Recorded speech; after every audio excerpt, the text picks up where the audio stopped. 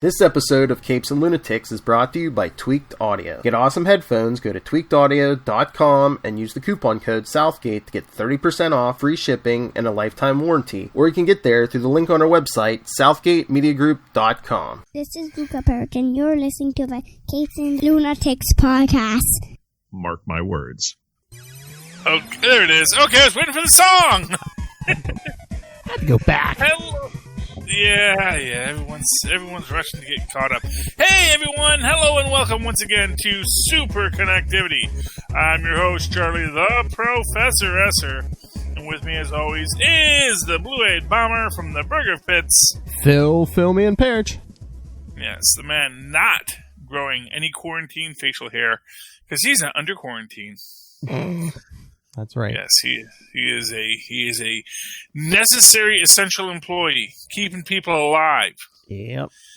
Well, all of you are huddled in your Fallout zombie shelters with your comic books, waiting for the day when Black Widow will arrive. And we're gonna wait some more, aren't we, Phil?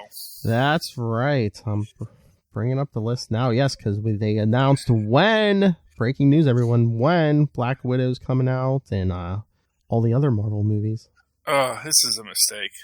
I'm just saying it. What the Black Widow thing? Oh, pushing everything back so Black Widow is pushed back till November. Yeah, that was when Eternals was supposed to come out, which now since Black Widow's coming out November 6th, that pushes Eternals back to February 12th, 2021. Which that was originally the date for Shang-Chi. That moves that back to May 7th, 2021.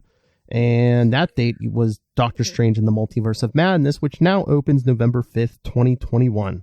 Yeah, so it's just... Which moves Thor back to February 18th, 2022. Exactly. This is madness. Madness, I say! Yeah, but what are they supposed to do? It's like, you can't release Black Widow now. I just think that, granted, yes, everything's shut down. It's not like there's going to be a glut of films that are going to just hit when everything opens up again. But to not have something ready when the theaters reopen, when things but do you think they're afraid if, say the theater opens in May or June, do you think people are still going to be wary for a while because, crowds and Corona? That's a fair cop. That is a fair cop. Although I think going back to November, you're kind of, I think your biggest worry now, because the big worry now, to be honest with you, is we're going to get a lull. We're going to get into summer. Things are going to be fine. Then November hits, and it's seasonal. And it's going to be a whole new season with a whole new mess. And things are just going to, get crazy again. And where do we find ourselves then? I just think that when it comes to moving things back, when you plan too far ahead, you really put yourself in a difficult spot. Now, arguably, if this all opens up in May, theoretically, Black Widow still has that spot. Yeah. Oh, theoretically, well, that was supposed to be May 20th? No, it was supposed to be the first weekend in May. Okay, so if things are open, it's unlikely we're gonna. Yeah, it's unlikely we're gonna be open by May. They haven't dropped any. They haven't mentioned it, but if things are open, they could always drop New Mutants there. Yeah. Possibly because again, there's no skin off their nose because, Fox paid for that whole thing. So if that don't make money, it's again, no skin off Marvel's nose. Yeah, but again, it's just this whole issue that means we're going to go the whole summer without a Marvel movie. Well, I think I don't know. Doesn't it just seem like the way people are talking, stuff's going to open back up, but they're going to say, hey, guys, let's not try not to crowd it in too big crowds, over the summer. Yeah, but especially indoors. Yeah. That's sort of the 6 of one, half a dozen of it. Obviously, you have. Here I am Prince Prospero, where is my masked ball? And you were saying about them like scheduling so far out ahead, but do you think they have to do that? What they get the amount of screens they get by giving the theaters this much advance notice. I guess the worry, well, not really the worry, but I guess the problem that they find themselves in is if things do open up. Because here's what I'm going to say. I imagine by June things will be open up again. Yeah. Because one of two things are going to happen. We're either going to get a real lull because people will be social distancing and things will start to slow down. Italy finally, it's looking like Italy might have it under control. So there is a peak you can get to if people are obeying themselves. The problem in the U.S. is that, of course, Mississippi isn't. And, whereas everybody in New York and New Jersey, and I'm sure Pennsylvania too, we're all paying attention to what we're supposed to be doing right now.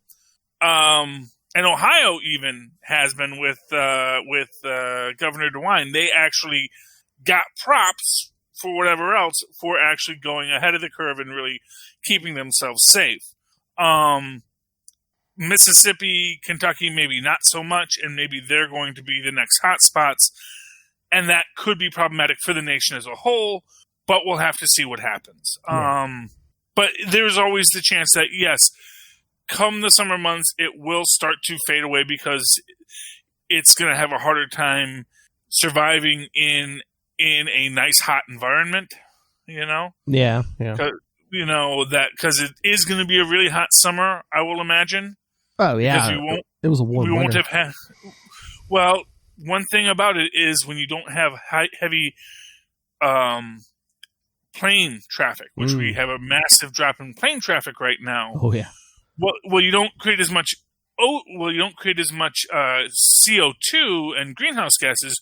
You also lose particulates, which are actually highly reflective, and in theory could cause the temperature to spike this summer. So we may wind up with a really hot summer, which could be good. Yes. Hopefully.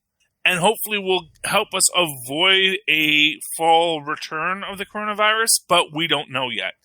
And, not for nothing, I do think once things get clear, like let's say June is a good month, I think by July people are going to be chomping at the bit to get out of their houses. God, help us if we're in our houses until June. Yeah, but do you think they're going to be encouraging people to do more stuff outside just because it's not an enclosed space? I mean, they're going to encourage people to do whatever they want, but once people can go outside, they're going to do what they want. But I'm saying, and one of the things they're going to want to do is go to the movies. Yeah. Okay, here's the question: if they're pushing Black Widow back to November, does DC take the initiative and release Wonder Woman in like August or September? Well, I mean, that would be smart. And I mean, from here's what it's a gamble no matter what you do. Because like I said, there is the possibility releasing in November is going to put you right smack at the start of the next corona wave, which is going to be a whole other panic, which is going to be an even bigger panic, even though it may be under control by then, even though we might have controls in place and people aren't going to be as backwards as they were this time. We might be able to get out ahead of it in November. I think that just the thought of it returning is going to scare the heck out of people. And so I think November maybe isn't the best month either because, if we start to see a resurgence of it, and so if we get it under control in July and August and then it comes back in September or October, I think November is going to be a bad time to be there. I think, no matter how you slice it, I think it's always going to be bad when you have this kind of open-ended problem where you don't know where it's going to go and you don't know how it's going to get solved. And, really, I think it would have been smarter for Marvel, especially from a storytelling arc, to have really started to explore alternate lines than just going to the theaters. And again, this is where I think New Mutants could have been useful in seeing how it could have worked on that direct-to-video market. Onward, unfortunately, which did drop today. It does look good. I'm looking forward to watching. I watched about half of it. It was really good, the half I watched, but I have other things I had to do. Yeah. So I haven't gotten to finish it yet, but it's really good. It's on Disney Plus now. And of course, the big problem for that was I did not have a reason to buy it because I knew it was coming to Disney Plus right away. Yeah. Which kind of hurts Disney on a lot of levels on these kinds of things, because before they could say, okay, we're going to do the movies and then we're going to do Disney Plus. Mm-hmm.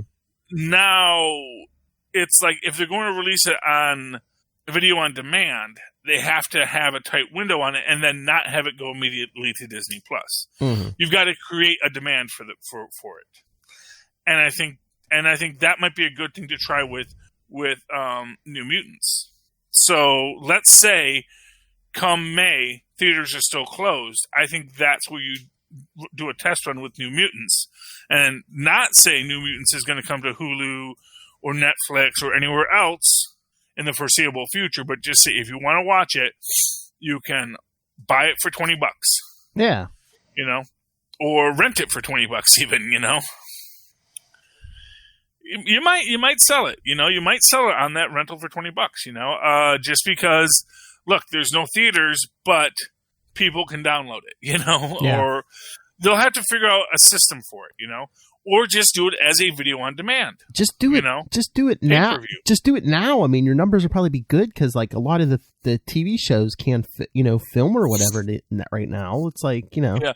Well, and that goes into what else is going on right now, which is that a lot of people are giving you that first month free now. Those of you who remember back in the olden days, that used to be Netflix whole gig, is they'd give you a month of Netflix for free. Oh, yeah.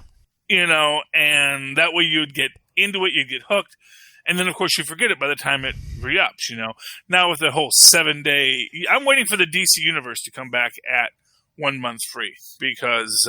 yeah, I'm surprised. Like, CBS All Access is doing it. CBS, and it's got it on my list now. And, even though I'm not 100% on anything, right yet, because there is a lot of other things out there, it put it in there. It put it in there that now I can watch Picard. I can talk about Picard. I can make snide comments about how it's not very engaging or very interesting or a very good story. Engaging. Engaging. No, it is not engaging. It is the exact opposite. No. And I won't say it's not engaging, but I will say the second half is better than the first half of the season. You got to get through that first half. I know. No, that's the problem. It's and I'm not saying it's bad. It's like, and I'm not saying it's bad, but the first half is slower. So, yeah. Yeah, it's definitely slower. And, it picks up. I'll be honest with you, I just got to the first 7 of 9 episode. Mm-hmm. I probably need to rewatch it because I was kind of half watching it, because again, it doesn't pull me in where, I gotta see what all of these characters' stories are.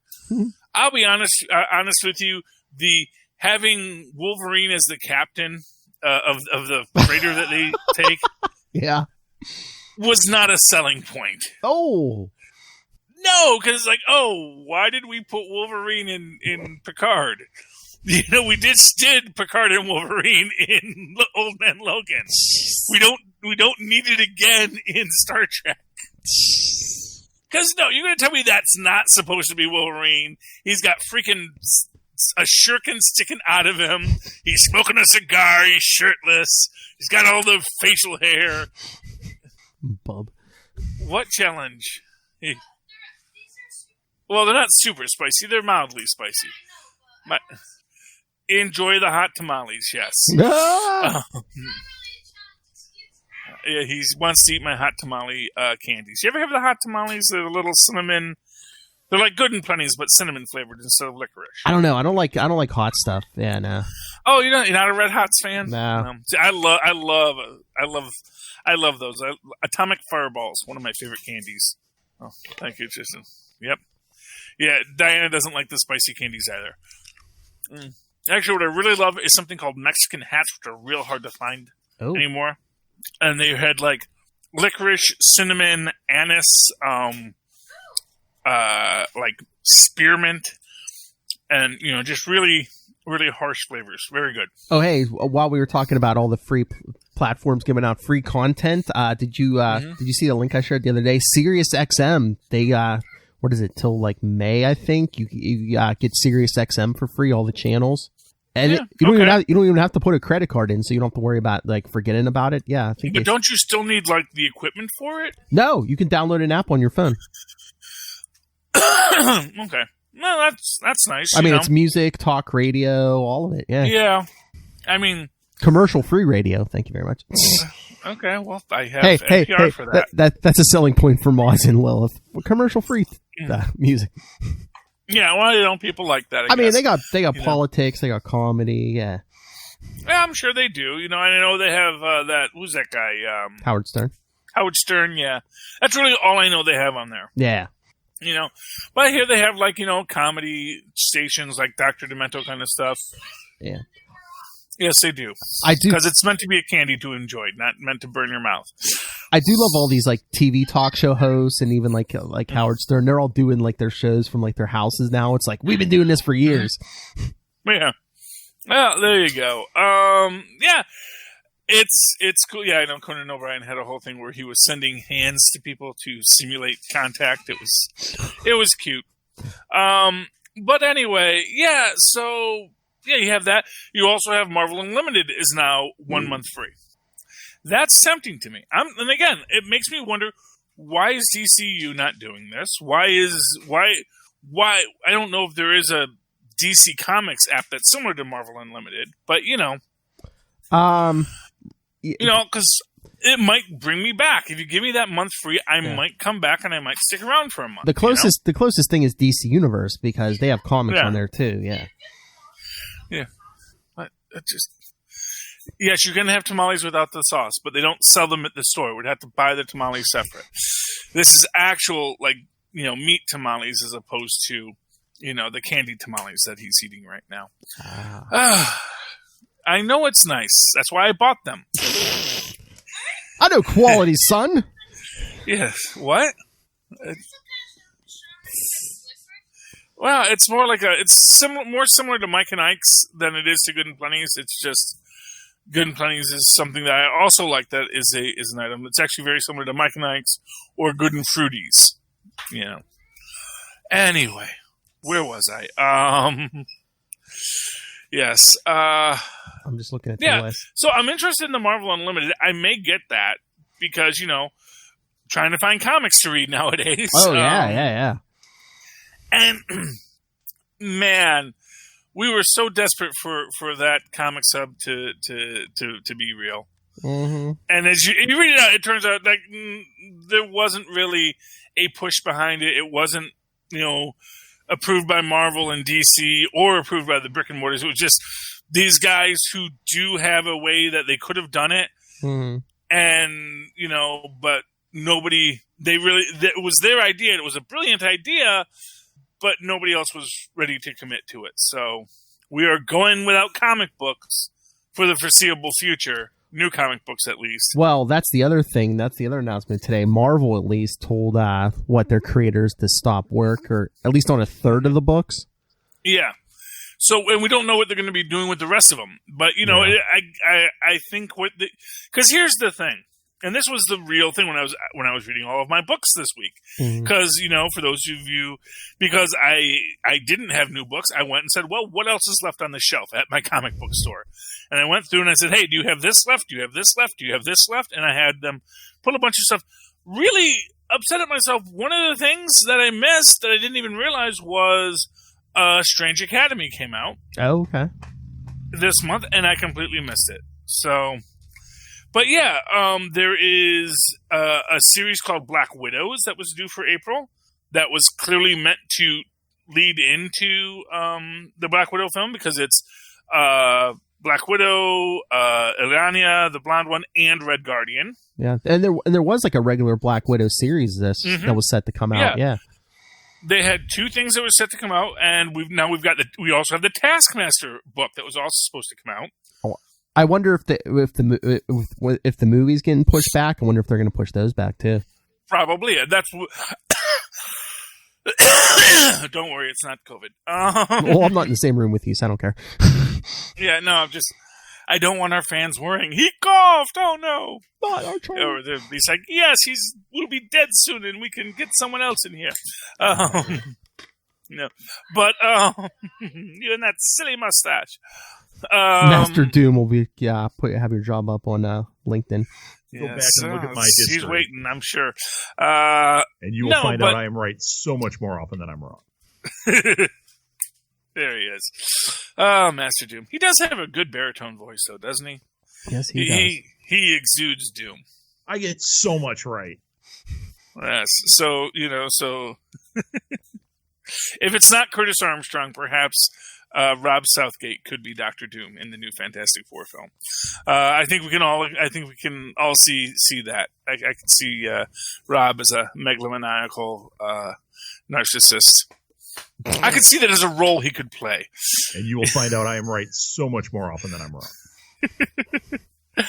Anyways, yeah, so what were we talking about? We're talking about Marvel Unlimited. Yeah, they're going to be on that free month trial. Which means I can go back. I can read a lot of books that I have in massive boxes in my garage and can't get to because they're buried under other massive boxes in my garage. And again, too, I think they're trying to remind you, hey, they're still there, even though the new comics aren't coming out. Okay, so they're cutting. They said, they told at least a third of the creators on the third of their books to stop work. So I'm assuming they're going by sales numbers. Mm-hmm. Yeah. Well, I figure, and I also think that those 3 books I mentioned, those are going to be put on the shelf. Those are actually probably done, but they're just probably not going to come out. Yeah. For 3 months, because why would you put out the books meant to lead into? Yeah. Or to mobilize on the hype of Black Widow when Black Widow isn't coming out till November. Yeah, I don't see them coming out now till at least this summer. Exactly. So, yeah, it's all going to be held back, and it's going to, and so many other things are going to be held back too. And I'm wondering if we're going to be getting, it's weird because we're just about to go into all of our big events. We're just about to get into the Outlawed run, Mm-hmm. That was all meant to start in April. And we were supposed to get, what was the other one? Oh, the Children of the Atom, and the next, which that actually looks cool to me. Empire. And Empire, there we go. We've got lots going on with the X-Men, lots going on with everything, and we're not going to get it for at least another month. And so that entire production schedule has been put on hold. Oh, you know what else? If they're pushing back all those movies, are we going to get Falcon and Winter Soldier in August? Well, that's the interesting question, because that was never supposed to be released. And that was our question, is does it need to be released alongside Does it have to come after Black Widow? Yeah. Yeah. I got to imagine maybe it doesn't. Or maybe they can do some creative edits to it. Yeah. To make it so it doesn't, You don't know, and it's very hard to say because everything is just in this real limbo. One thing I do wonder, because here's really the most interesting thing that could come into all of this. Comixology is owned by Amazon, if I recall correctly. Amazon also has a massive distribution hub. Yeah. And I'm wondering if one of the things that might have killed Comic Hub was Amazon reaching out to Marvel and DC and saying, if this is what you really want to do, we could probably make this happen and even track it nicely for you with our amazing Amazon algorithms, and now we'll know exactly who gets books and who's got books pulled. Yeah, I mean, and those books will go to these stores, and we'll know who has comic stores to target all the things they want to buy. I mean, Amazon's got the infrastructure. Do it. Yeah, well, I mean, I think they might. That's what I'm saying. I think there's a real possibility that Amazon is going to kill Diamond. Drones can bring comics to your door. Oh, well, not mine. I live in an apartment building. They can come to the window. Or can they? Not easily, no. No. And they're supposed to drop it on your porch, so. Can you get to your not roof? that Amazon even brings it inside either. But yeah, I mean, obviously Amazon, I'm sure, would love to get into the magazine distribution business. Probably not, because it's a real low-end market. But, you know, Marvel doesn't even... Or at the end of the day, I mean, could they do something where it's like, hey, if you just want to buy a digital comic, you know, they'll drop the price. Let's say, you know, $1.99 for a digital comic, but if you want the physical copy also, it's $3.99 and you'll get both, and they'll ship it to you or whatever. Actually, you know what really surprises me is that Marvel isn't utilizing the post, or that the companies aren't utilizing the postal service. Yes. That rather than going through, because, you know, not for nothing, that's how I used to get all of my comic books. I don't think you have an eating disorder, Tristan. Okay. Yes. No. He's reading about all kinds of things, and so he's very curious about stuff. Dad, I have malaria. Anyway, but no, I think what they're doing is they're trying to figure out a system where they're not cutting the comic shops out of, because I think they're afraid of the bad press if they they completely cut the shops out and put people out of business. Well, yeah, and not for nothing, it is a fan base for them. It is a place where they build their community, you know, and I think it's one of these things where it's, you know, especially for old timers like me, you know, having that shop to go to is an important thing, you know, having these people that I interact with, having this place that I go to and you know, have my books, and then also see all the other books that are out and hear about rumors the old-fashioned way. Through gossip at the counter, you know, it's like the barber shop, you know. You don't really, it's the heart of the community, and I don't think they can afford to cut it out. Believe it or not, I think if you remove the comic book shop aspect of it, you're going to lose all the things you get with these big events. I mean, every long-term comic fan I've heard is saying, you know what, I can't, you know, digital's okay sometimes, but I like the physical copy over the digital. Well, not only that, but just from a marketing perspective, if you were going to do Empire, I don't think you could sell Empire digitally. I don't think you're going to get people interested in reading all those books, jumping to book, except for the fact that it's at the comic shop. Yes. And they have the promos for it, and they have the information up for it. And you can even pick up a book and do a quick flip through to see, oh my gosh, Big Ronnie's in this one, so I gotta get it, you know? Yes. Which we'll get to when we talk about comics this week. Yeah, and that's the thing. I think that you're not going to sell a book like Empire. You're not going to sell a book like Outlawed. You're not going to sell any big event. Because, not for nothing, the big events coincided with the rise of comic shops. Mm-hmm.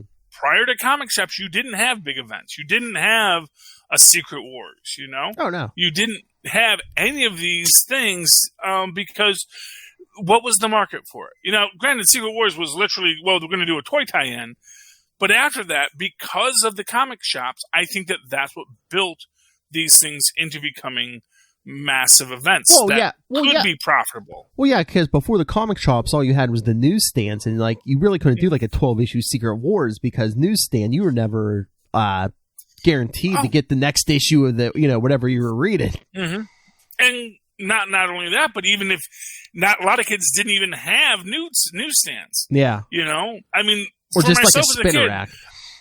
Well, no, but even then, so like, for example, for myself as a kid, what I had was, because we had a magazine drive as a kid. Oh, yeah. I would buy Marvel comics. Mm-hmm.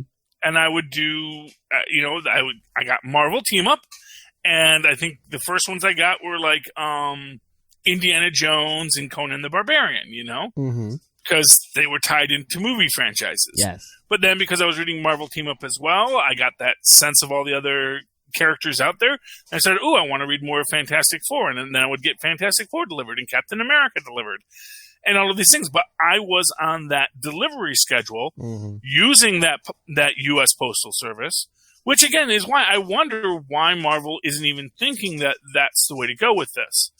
That, you know, we can just mail. The problem with that, of course, is that when you ship things mail like that, you don't get that every Wednesday delivery.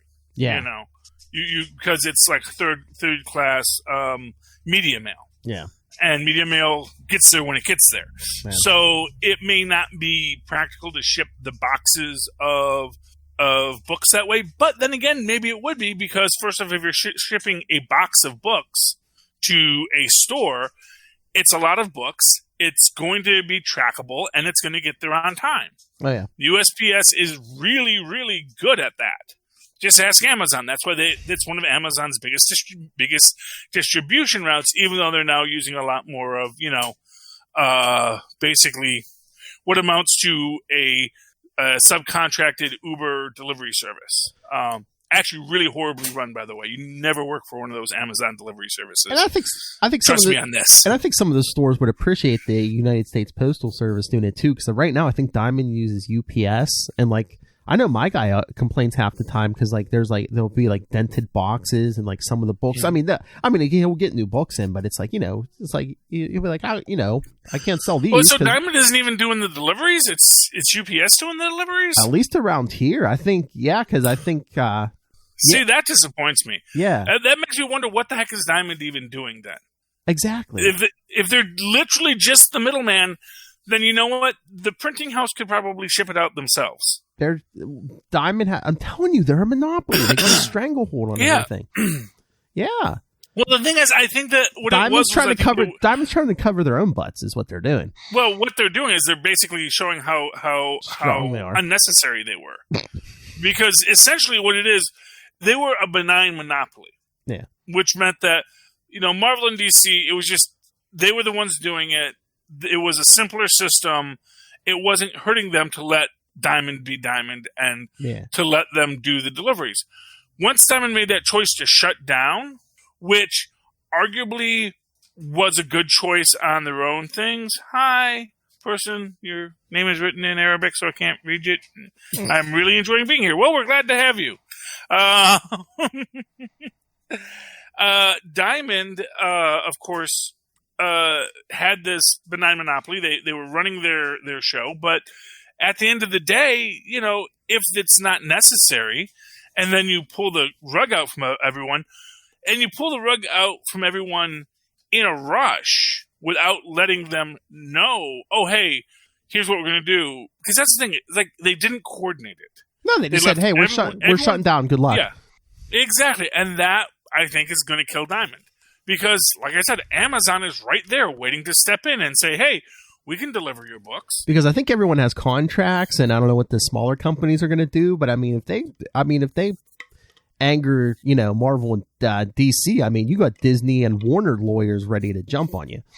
Oh, yeah. Well, the thing is they don't need to sue them for anything. They just need to go, okay, we'll just have a new distribution hub. Just get them out of the contract, I'm saying. Yeah. Yeah, because, well, they already made the choice to break it. So, it goes down to where they're going to be after that. So, I think Diamond has really shot themselves in the foot on this. And granted, you can certainly argue that was what they needed to do. But again, well, they're going to say too. The biggest problem with all of this is just this complete lack of coordination. Yeah, and it's you can argue it comes from the top. We're uncoordinated as a nation, and all of our businesses are being uncoordinated as well. Well, like I know they're going to say, like I know my comic shop's still open, your comic shop's still open. But their shops, like I think all the Ohio ones are like shut down. There's comic shops. Yeah. So they're like, I think they were like, how you're going to send me product and I can't sell it. Yeah, and that, of course, is a real problem for them, too. And a lot of ones in New York are closed down in similar ways. And it really came down to how that I think it had a lot to do with how that comic shop did their business. Yeah. For my comic shop, again, because it is such a community comic shop, I think there is this relationship there where people are still buying stuff and still coordinating stuff, and buying a lot of back issues and putting in their requests for back issues and getting things in. And our guys the guys at my shop, they keep on putting up, okay, I got this, I got that. I'm going to go do some shopping. What's anyone looking for? Let me see what I got for everyone, and really putting in a lot of extra effort, but to keep that community going, keeping that comic book community going. Because not for nothing, you run the risk in a time like this to really lose comic book fans. Oh, yeah. Because if people suddenly can't get a comic book, they may stop saying, well, do I really need to get comic books? And maybe when I go back to comic books, maybe I'll get the Hulk, or maybe I'll get Captain America again. But again, it's one of these things where a lot of the comic books I buy aren't necessarily comic books I really enjoy per se, but it just feels like, I should read that. This is coming out. I should follow that. That's got a character I like. I'm going to pick up that book. And so much, I think, of the comic book industry is built off of those kind of impulse buys, beyond just, and also commitment buys where, okay, I'm pulling this book. I want to keep on reading it. I'm going to keep on reading it. And it's going to take a lot to get me to break off with it. But if you have this kind of a lull, it's going to make it that much easier to just break away, quit cold turkey once everything starts back up. Yep. Okay, you want to talk some comic books this week, though? Yes, talk some comics. Okay, did you read Spider-Woman? Yes, I did. Yes. You did read Spider-Woman. Okay. I did. That was Hellions. We talked Hellions last week. Yeah. I did. What? I did read Spider-Woman, yeah. Okay, yeah, no, I was looking for my comic books because I did get a few. Spider-Woman, yeah, she came out last week. I read her this week. Again, speaking of bearing the lead, for those of you who are a fan of Gwenpool, Big Ronnie has a backup story in here where we explain the new costume we see at the start of this. Yeah, because we've got this new Back in Black costume. Dun, dun, dun. And why does she have the Back in Black costume? Because out of the chaos, a costume. Yeah, I like the story. It's interesting. I also like the idea of the struggling superheroine, and the idea of how difficult it is to make ends meet as a freelance superhero. And she, for those who don't know, she winds up having to take a gig basically providing security for a billionaire's daughter's party. He buys his daughter a Tesla, but his daughter's in a wheelchair, and it's not wheelchair adaptable. He says, "Oh, but you're not going to need that wheelchair much longer because I'm a super scientist, and we live in a freaking Tony Stark universe. Come on, why you've been in it this long? It's really shocking." But we do get all of our attacks. We have people dressed like, in sailor suits. They get beat up. We get some French mercenaries show up. They get beat up. I love how the little smart mouth kid. I love how the little smart mouth kid was dressed like Deadpool.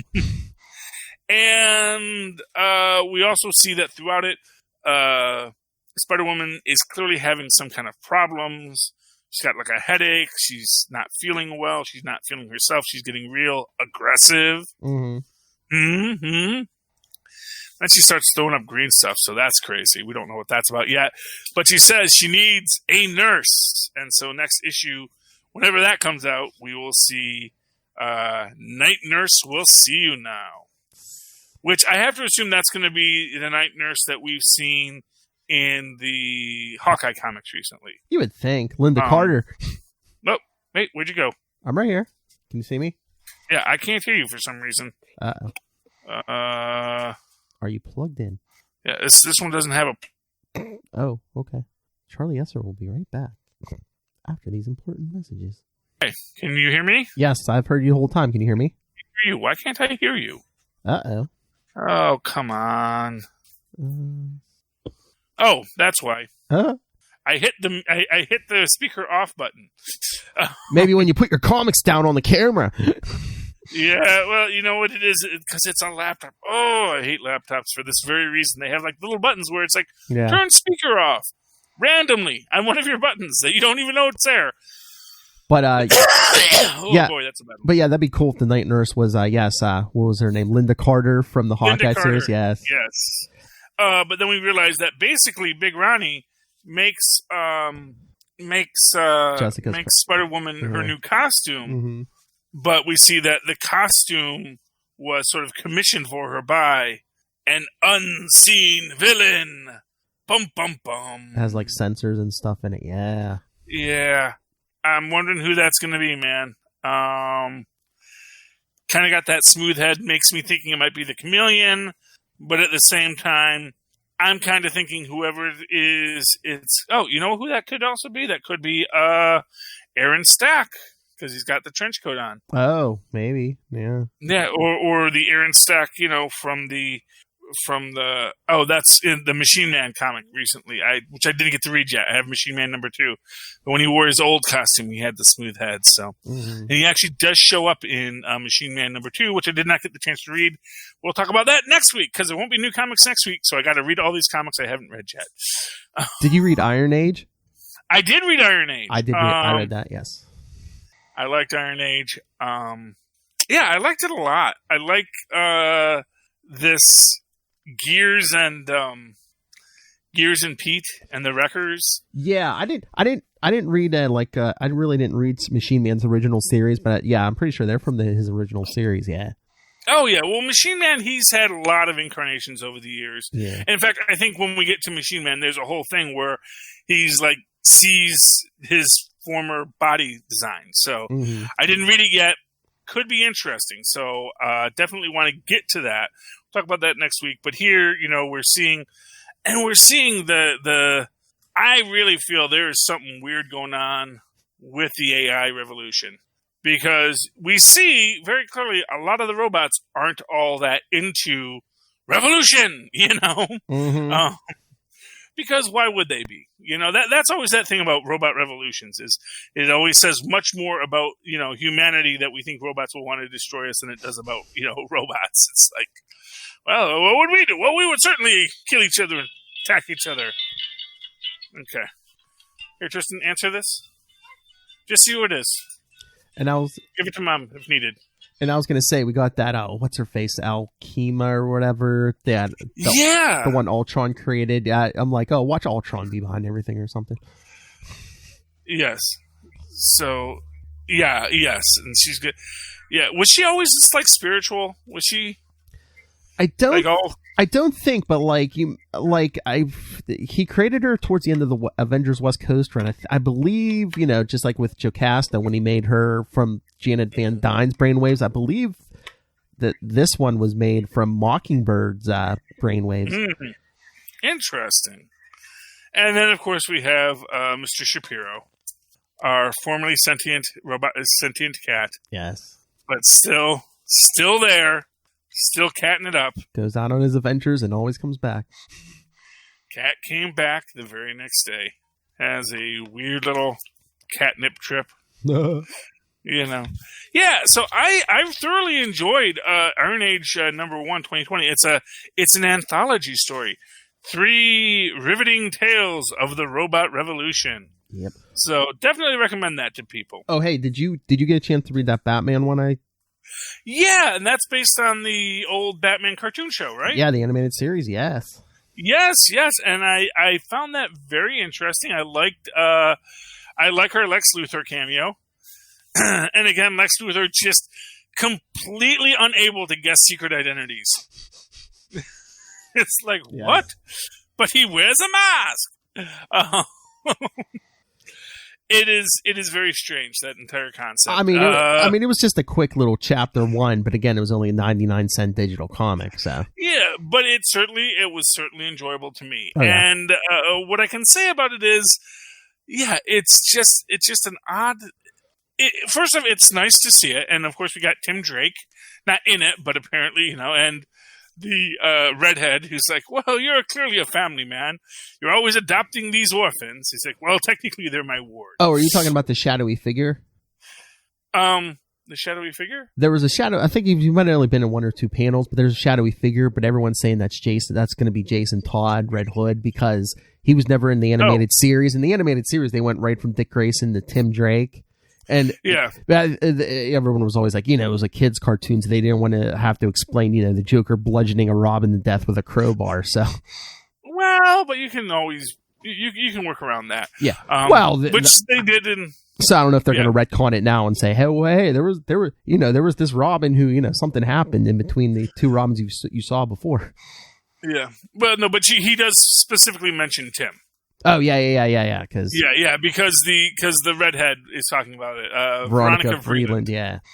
Yes, and that's where we get, of course, Lex Luthor, who I loved, and of course, because I loved Luthor in all of those series. The Superman, the Justice League, Luthor really is great. One of the best Luthors we ever get. Although I did like Diedrich Bader's Luthor in Red Sun. Oh, which we'll talk about tomorrow on Capes and Lunatics. Watch for it, kids. That's right. Yes, it was a lot of fun, and but I really liked everything about it.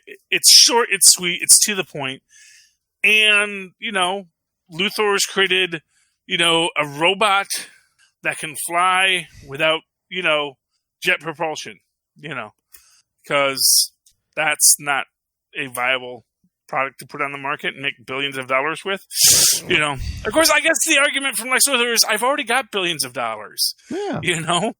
But I want Superman. It's like J. Jonah Simonson's. I want pictures of Spider-Man on my desk in the morning. So yeah, you read ForceWorks last week, right? Yes, I did. Yes, and I really like this one. And can you guess why I really like this one, Phil?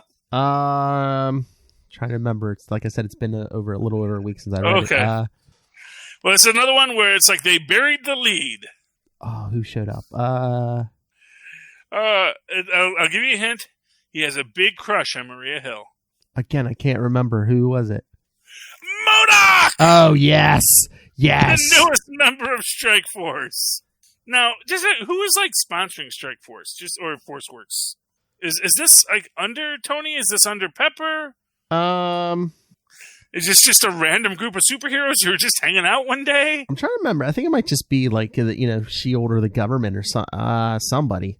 Oh yeah, because they do say Maria Hill dropped in and said there were no operatives in the area, but apparently MODOK believes he is now a member of the team. So, yay! Got a big head about it. Yes, you didn't read Strike Force yet, did you? No, I did not. Not yet. I highly recommend it. I think you'll enjoy it. It's a good series actually, and it's a good Deadpool intro. One thing I do want to talk about is the Ducktales-averse, expanded Ducktales-averse. It's coming this season to a Disney Channel near you. They just released a clip with Goofy and Donald interacting in the DuckTales universe. Now, there was this whole conversation recently where the executive producers were basically saying how, as people who loved the Disney afternoon blocks with, DuckTales, Darkwing Duck, Rescue Rangers, Goof Troop, and that entire panoply, and Tailspin, of course, how much they really liked when they would do cameos from these shows. Now, they've already introduced the gummy bears into the Duckburgerverse or the DuckTales-averse, which is a big thing to me because, of course, the gummy bears existed in a human universe, and we don't see humans in this universe. Yeah.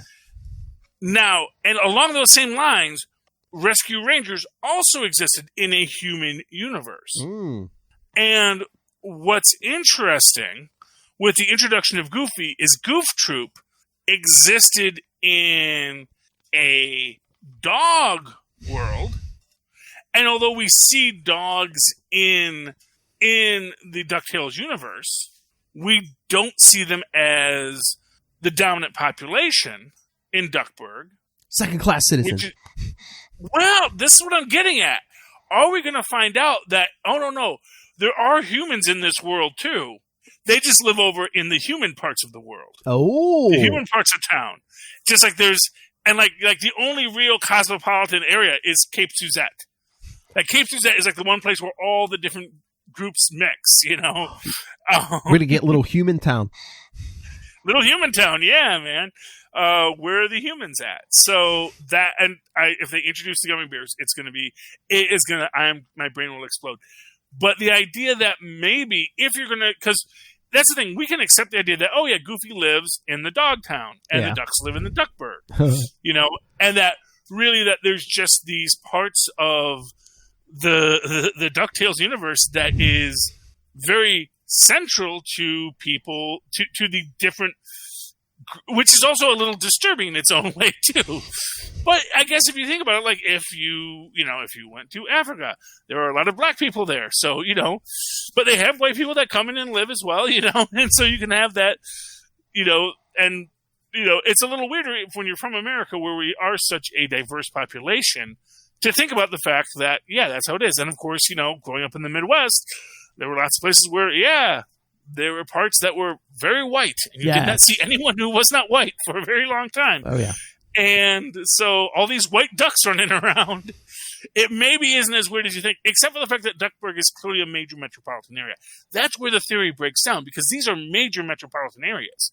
You should have very diverse communities. Not just all the ducks living in Duckburgs and all the dogs living in Dogtown. All these white ducks. And the only dogs we see are the criminals, the Beagle Boys, All these white ducks holding all the money.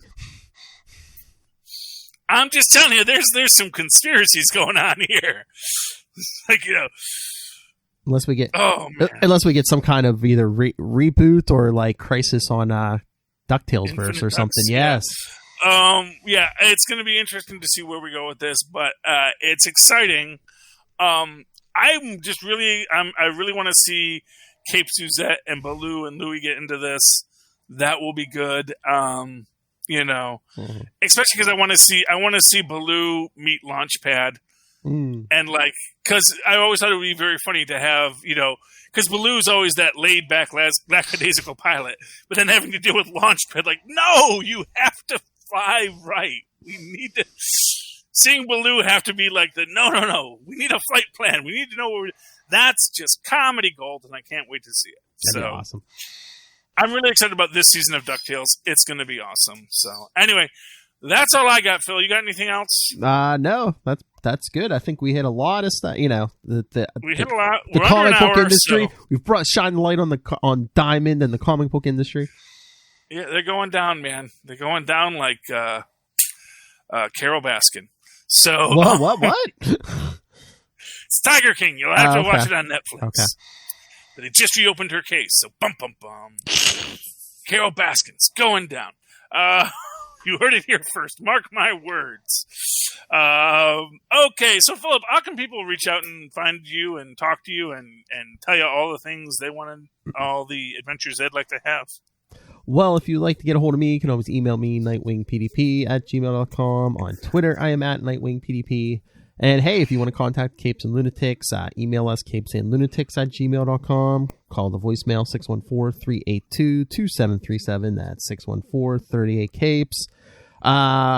Hey, follow Superconnectivity on Facebook, Twitter, and I'll do the plugs just like I heard Charlie Esser do today on Full Stream Ahead. Tweaked Audio, go check out Tweaked Audio, Hunt to Killer, buy Pod Life the book in digital or paperback on Amazon. And hey, when you do, check out those show notes right down there and send some money to Rob Master Doom Southgate to help bring you such fine quality shows as Superconnectivity. Click the Amazon link. Okay, and of course, if you'd like to... If you'd like to write to me in that old-fashioned email way, the way our Maz and Paz once did, do so at superconnectivityblog@gmail.com. That's superconnectivityblog, all one word, @gmail.com. And of course, follow me on Twitter as I live tweet Agents of S.H.I.E.L.D., which is coming back, they promised, at Charlie Esser. That's CHARLIE. Yes, SER. Look for the 2 E's in the middle. For quality. Thank you, Maz, and thank you, Tristan. All right, ladies and gentlemen, this has been another episode of Super Connectivity. Please come on back next week and super connect with us again. Good night. Good night.